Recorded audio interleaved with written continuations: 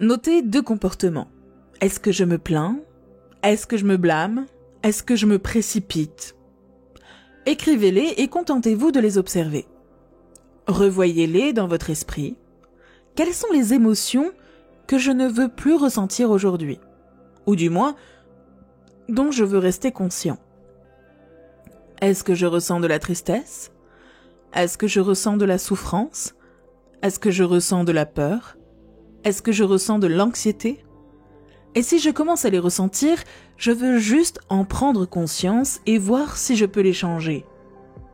Ok, qu'est-ce que je veux changer quand je ressens ça? Mais avant de commencer, si vous êtes nouveau sur cette chaîne, n'oubliez pas de vous abonner pour ne manquer aucune de nos prochaines vidéos. Likez la vidéo s'il vous plaît, partagez et regardez-la jusqu'au bout pour en tirer le maximum. Voyons voir de cette façon. Je veux revoir ça. Je revois comment je vais me comporter. Je le répète dans mon esprit. J'apprends à mon corps à ressentir les émotions. Je veux être capable de ressentir ce sentiment encore et encore. Nos recherches montrent que si vous apprenez à une personne à aller un peu plus loin que là où elle s'apprête normalement, lorsqu'elle se sent mal à l'aise, elle abandonne et prend son téléphone portable, où ils disent « je suis occupé, j'ai trop de choses à faire ». Si vous avez des gens présents, vraiment, et que vous leur apprenez à s'étirer un peu plus, et qu'ils vont au-delà de ce qui est connu, et qu'il n'y a pas de danger, il n'y a pas de menace, il n'y a pas de survie, le corps commence réellement à se détendre dans le moment présent.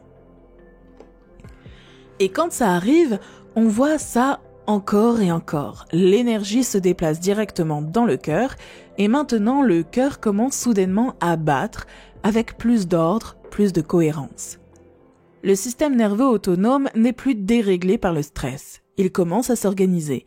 Donc, si vous pouvez maintenir cet état indépendamment des conditions de votre environnement, alors vous maîtrisez votre environnement. Vous maîtrisez votre réponse à la vie.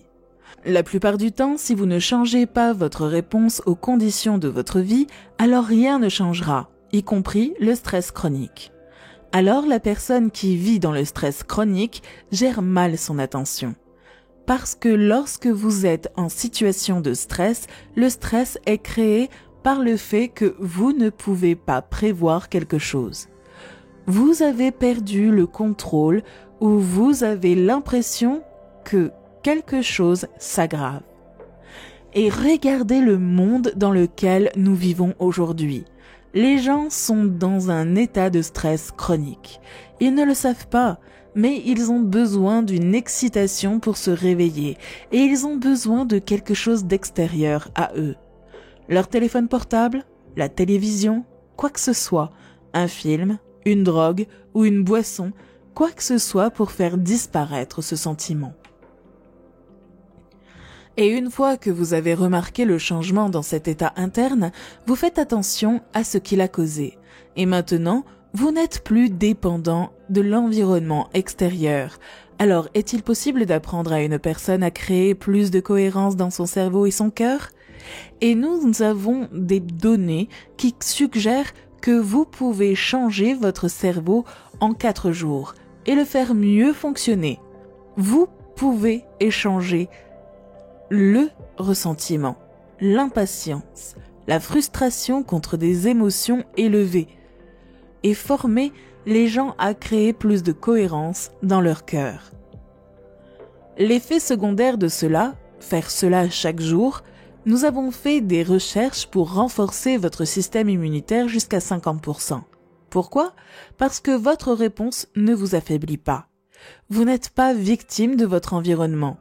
Si vous n'êtes pas victime de votre environnement, vous êtes moins sensible à tout ce qui s'y trouve, petit ou grand, minuscule ou microbe ou autre. Lorsque la personne comprend cela, elle se dit « Oh mon Dieu, cette haine, cette peur, cette colère auxquelles je me suis tellement habituée, je dois littéralement les changer. » Et quand nous le faisons, vous devez comprendre que le corps va avoir envie des sentiments familiers parce que c'est ce à quoi il est habitué. Et c'est un travail. Les gens viennent à notre travail et disent « Je pense que je fais mal ma méditation parce que mon corps s'excite et qu'il est frustré. » Et nous leur répondons « Non, en fait, vous le faites bien. » Alors maintenant, au lieu d'attraper votre téléphone portable, nous allons vous donner quelque chose à faire. Faites redescendre votre corps de cet état émotionnel. Dites-lui qu'il n'est plus l'esprit, que vous êtes l'esprit et c'est une victoire. Ensuite, la personne se dit « Je n'aime pas ce sentiment, je ne sais pas ce que je fais, je veux me lever, je veux abandonner, je veux aller manger, je veux gagner cette partie. » Et il devient conscient. Le corps veut aller dans un futur prévisible et maintenant ils vont exécuter une volonté qui est plus grande que le programme et ramener le corps au moment présent. C'est aussi une victoire et nous continuons à faire cela encore et encore. Et plus les émotions que nous ressentons sont fortes, plus nous y prêtons attention. Donc chaque problème, chaque personne dans votre vie qui a une émotion associée à vous, donnez-lui votre attention. Ainsi, lorsque vous baissez le volume de vos émotions, vous retirez votre attention de votre vie personnelle. Et la seule façon de changer votre réalité personnelle est d'aller au-delà de votre personnalité. La seule façon de changer votre réalité personnelle est d'aller au-delà de votre mémoire de toutes les associations à votre réalité personnelle. Et si vous voulez guérir votre corps, vous devez aller au-delà de votre corps. Donc, vous devez dépasser les habitudes, vous devez dépasser les réponses émotionnelles et dire au corps qu'il n'est plus l'esprit et que vous êtes l'esprit. Au début, c'est fastidieux, mais en travaillant avec votre corps, comme en dressant un animal, nous avons remarqué qu'il y a une libération d'énergie et la personne qui va un peu plus loin que d'habitude, au lieu d'attraper son téléphone portable ou de poster quelque chose sur les médias sociaux, va se retenir et être curieuse de savoir ce qu'il y a de l'autre côté de cette pensée limitée. Qu'y a-t-il de l'autre côté de cette émotion familière? Qu'y a-t-il de l'autre côté de ces plaintes, jugements et analyses? Qu'y a-t-il de l'autre côté? Il n'y a pas beaucoup de choses dans la société qui disent « Vous devez vous asseoir avec vous-même et vous connaître vous-même pour devenir si conscient de ces pensées, comportements et émotions inconscients que vous ne reviendrez pas inconscient. » Et nous avons découvert que c'est le processus de dépassement qui est le processus de devenir. Et les gens continuent à surmonter encore, et puis ils deviennent cette autre personne. Biologiquement, le corps dit au cerveau que l'habitude est quand le corps devient l'esprit. Donc le corps s'avance dans l'inconnu et dit « Oh, je préfère me sentir coupable, je préfère me sentir malheureux que d'être dans cet inconfort. » Ainsi, au moins quand ils reviennent à ce sentiment familier, ils se sentent en sécurité. Alors ils sortent dans l'inconnu et le corps commence à influencer l'esprit en disant que vous pouvez commencer demain. Vous êtes trop occupé. C'est la faute de ta mère, c'est la faute de ta culture. Je n'ai pas assez d'argent, ça ne va pas marcher. Ce sont les programmes qui se dressent entre vous et votre avenir. Donc les cellules nerveuses qui ne fonctionnent plus ensemble ne se connectent plus ensemble. L'acte d'observer cet état d'esprit et de ce corps signifie que vous n'êtes plus le programme. Vous êtes la conscience qui observe ce programme. Méditer, c'est se familiariser avec ses pensées. Ainsi, en vous familiarisant avec ces pensées, vous devenez conscient de la façon dont vous parlez, vous devenez conscient de la façon dont vous agissez. Vous remarquez ce que vous ressentez. Plus vous devenez conscient de ces programmes inconscients, moins vous serez inconscient pendant votre journée d'éveil. Pourquoi ? Parce qu'il ne suffit pas de faire une bonne méditation, de se lever, de prendre l'autoroute, d'être dans les embouteillages et d'être stressé. Vous revenez juste à l'ancien vous. Notre travail consiste alors à maintenir cet état modifié de l'esprit et du corps pendant toute la journée. Et si vous pouvez vous préparer à quelque chose de différent ou d'inhabituel, cela va commencer à se produire dans votre vie et cela viendra comme une coïncidence ou une synchronicité. Et ce sont des miettes de pain du divin qui vous disent que vous êtes sur le chemin. Continuez à le faire, il y en aura un autre. Continuez juste à rester dans cette énergie et donc apprendre aux gens à comprendre qu'il y a une formule que nous savons maintenant que si vous appliquez cette formule, vous commencerez à voir ces changements. Et maintenant que les gens le font, de plus en plus efficacement, les résultats augmentent également. Nous venons d'avoir l'université Bound.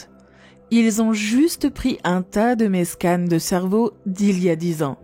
Une énorme étude clinique, beaucoup d'analyses, et ils sont époustouflés par la vitesse à laquelle la communauté peut changer le cerveau et le cœur. Ici, ils savent comment le faire. Ce n'est pas quelque chose qui est séparé d'eux. Ils ont pratiqué suffisamment de fois pour savoir comment le faire. Alors quelle est la signification de cela ? Eh bien, c'est très simple. Dans votre vie, si vous commencez à revenir aux mêmes réactions face aux mêmes personnes et circonstances, vous retournez à l'ancien vous. Donc, vous devez rester conscient dans votre vie. Et si vous n'êtes pas défini par une vision du futur, alors vous restez avec le souvenir du passé et vous serez prévisible dans votre vie. Donc, en traversant cette rivière de changement de l'ancien moi vers le nouveau moi, il y a une mort neurologique, biologique, chimique, hormonale et génétique de l'ancien moi. Mais si vous enseignez aux gens qu'il y a quelque chose de l'autre côté, ils ne renonceront pas à eux-mêmes, ils continueront à avancer. Il y a donc suffisamment de preuves pour encourager les gens. Et vous ne pouvez pas me dire que vous êtes trop vieux pour faire ce travail. Vous ne pouvez pas me dire que vous êtes trop malade pour faire ce travail. Vous ne pouvez pas me dire que vous avez eu un passé tumultueux ou que vous êtes trop en surpoids ou en sous-poids ou que vous n'êtes pas en forme ou vous ne pouvez même pas me dire que vous n'avez jamais médité auparavant. En fait, certains de nos meilleurs scans ou des personnes qui n'ont jamais médité auparavant n'essaient pas de faire quoi que ce soit. Ils suivent simplement les instructions. Donc, notre communauté commence maintenant à comprendre que c'est possible. Et ils y vont à fond, pas à 50%, ni à 60%. Et nous organisons un événement d'une semaine. Nous avons 1000 ou 1500 personnes et ils sont tous à fond. Et quand ils commencent à se dépasser le premier jour ou le deuxième jour, une fois qu'ils commencent à se dépasser et que la magie commence à opérer, alors je n'en ai aucune idée. Je ne peux pas prédire ce qui va se passer ensuite. Je pense que c'est la création de plus d'expériences. Je pense que nous venons de la source, de la singularité, de l'unité et que nous sommes descendus dans la densité, trompés par nos sens, dans la séparation. Et chaque être a une étincelle d'unité, du divin en lui. Et nous sommes tellement séparés que nous avons maintenant notre propre libre arbitre pour répondre à la question « Y a-t-il plus ?» Parce que si vous êtes unis, ça devient ennuyeux au bout d'un moment. Y a-t-il autre chose ? Eh bien, si vous demandez s'il y a autre chose, vous n'êtes plus unis. Vous êtes quelque chose d'autre que l'unité, non ? Et vous êtes une conscience différente, séparée de l'unité. Donc, je pense que nous vivons la vie. Et qu'elle devient ennuyeuse et que nous ne sommes pas impressionnés par quelqu'un ou quelque chose. Nous posons la même question. Y a-t-il plus ? Et c'est à ce moment-là que l'âme se dit « D'accord, eh bien, ça fait combien de temps que vous faites ça ? » Ok, il y a un réveil et nous posons cette question. Et puis, tout d'un coup, nous commençons à recevoir des informations et des livres et des trucs et à rencontrer des gens et ça devient excitant. C'est comme ça que l'univers fonctionne. Et donc, on s'en sort. Et je pense qu'il y a tellement d'expériences incroyables qui restent dans l'inconnu et qu'on peut vivre. Et puis, bien sûr, quand le voyage est terminé et que vous avez évolué à ce point, alors vous prenez cette sagesse et vous dites « Voici ce que j'ai appris ». Et c'était effrayant là-bas. Et c'est comme « Mince !»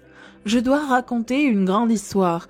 Et puis, vous restez là et vous vous dites « Est-ce qu'il y a autre chose à part ça ?» Et c'est reparti. Ça ne s'arrête jamais. C'est ma théorie. Vous devez vous poser cette question tous les jours. À quel moment est-ce que j'arrête de croire que je crée ma vie ? Quel est ce point ? Donc, je repousse toujours un peu plus loin cette enveloppe. Donc, pour moi, je pense que la vie est notre initiation.